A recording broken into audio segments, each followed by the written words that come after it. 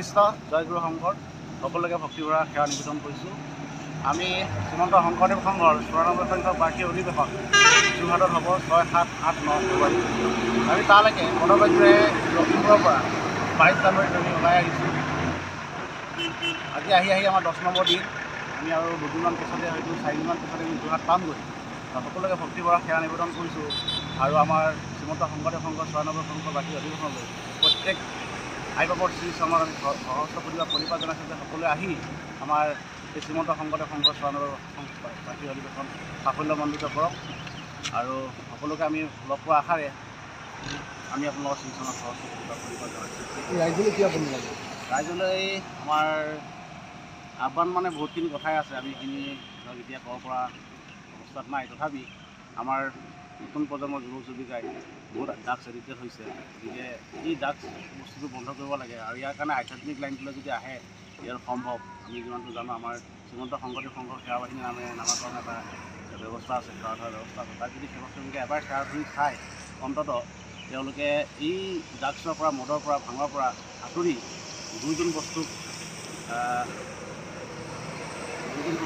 কৃপা লৈ তেওঁলোকে আগবাঢ়ি যাব, তেওঁলোকে মা দেউতাক চিনি পাব। অন্ততঃ এই সেৱা বাহিনীত সেৱা ধৰিলে তেওঁলোকে মা দেউতাক অন্ততঃ আপোনাৰ অনাথ আশ্ৰমত থ'ব নালাগে, এইখিনি জ্ঞান তাত পাই যায়। আমি যিমানখিনি জানো আমাৰ শ্ৰীমন্ত শংকৰদেৱ সংঘৰ সেৱা বাহিনীসকলে এই কামখিনি কৰি আহিছে আৰু ৰাইজলৈ আমি আৰু বহুতখিনি কথাই আছে ক'বলগীয়া। আমি এতিয়া এইখিনি ইমানখিনি ইয়াত নকওঁ, যিটো আধ্যাত্মিক লাইনত আমি আগবাঢ়ি আহিছোঁ। আমাৰ ৬, ৭, ৮ তাৰিখে আমাৰ অনুষ্ঠান হ'ব, গতিকে সকলোকে আমি সেৱা ধৰিছোঁ যাতে সকলোৱে আহে, জাতি ধৰ্ম নিৰ্বিশেষে সকলোৱে আহি পিনি আমাৰ শ্ৰীমন্ত শংকৰদেৱ সংঘৰ ৯৪ সংখ্যক বাৰ্ষিক অধিৱেশনখন সাফল্যমণ্ডিত কৰে।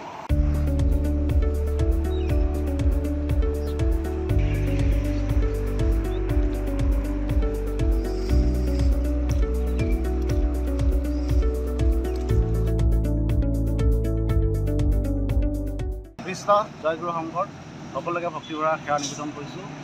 আমি শ্ৰীমন্ত শংকৰদেৱ সংঘৰ ৯৪ সংখ্যক বাৰ্ষিক অধিৱেশন যোৰহাটত হ'ব ৬, ৭, ৮, ৯ ফেব্ৰুৱাৰী। আমি তালৈকে পদযাত্ৰাৰে লখিমপুৰৰ পৰা ২২ জানুৱাৰীত আমি ওলাই আহিছোঁ। আজি আহি আমাৰ ১০ নম্বৰ দিন। আমি আৰু দুদিনমান পিছতে হয়তো ৪ দিনমান পিছতে আমি যোৰহাট পামগৈ।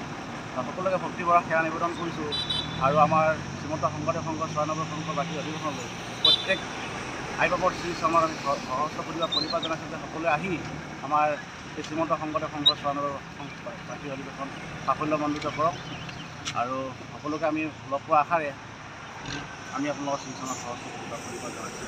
ৰাইজলৈ কি আপুনি লাগে? ৰাইজলৈ আমাৰ আহ্বান মানে বহুতখিনি কথাই আছে, আমি এইখিনি ধৰক এতিয়া ক'ব পৰা অৱস্থাত নাই। তথাপি আমাৰ নতুন প্ৰজন্মৰ যুৱক যুৱতীকাই বহুত ড্ৰাগছ এডিক্টেড হৈছে, গতিকে এই ড্ৰাগছ বস্তুটো বন্ধ কৰিব লাগে আৰু ইয়াৰ কাৰণে আধ্যাত্মিক লাইনটোলৈ যদি আহে ইয়াৰ সম্ভৱ। আমি যিমানটো জানো আমাৰ শ্ৰীমন্ত শংকৰদেৱ সংঘৰ সেৱা বাহিনীৰ নামাকৰণ এটা ব্যৱস্থা আছে, সেৱা ধৰাৰ ব্যৱস্থা আছে। তাত যদি সেৱা শ্ৰমিকে এবাৰ সেৱা ধৰি খায় অন্ততঃ তেওঁলোকে এই ড্ৰাগছৰ পৰা, মদৰ পৰা, ভাঙৰ পৰা আঁতৰি দুয়োজন বস্তুৰ কৃপা লৈ তেওঁলোকে আগবাঢ়ি যাব, তেওঁলোকে মা দেউতাক চিনি পাব। অন্ততঃ এই সেৱা বাহিনীত সেৱা ধৰিলে তেওঁলোকে মা দেউতাক অন্ততঃ আপোনাৰ অনাথ আশ্ৰমত থ'ব নালাগে, এইখিনি জ্ঞান তাত পাই যায়।